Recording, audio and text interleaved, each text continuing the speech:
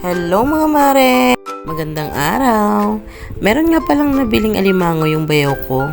Dito niya nga lang din pala nabili ito sa malapit sa kanila na palaisdaan.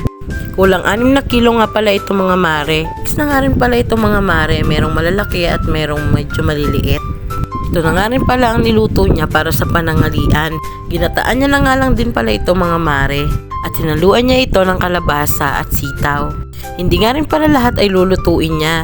Yung iba kasi ay dadalhin niya rin sa kanyang trabaho. Nagisa na nga rin pala siya dito ng sibuyas, bawang at luya. Nung medyo namula-mula na nga yung bawang at luya at sibuyas, ay nilagay niya na rin yung mga gulay.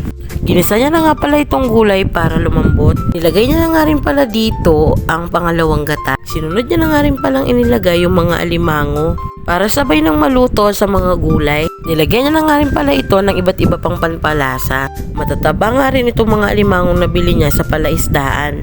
500 pesos nga rin pala ang kilo ng alimango dito sa amin. Nung nakuluan na nga rin pala yung mga gulay ay nilagay niya na rin yung unang gata ng nyog. Pinakuluan niya nga lang din pala ito hanggang sa maluto. At ito na nga, luto na. Kain na tayo mga mare. Masarap nga rin pala ito kapag may kasamang coke. Thank you for watching.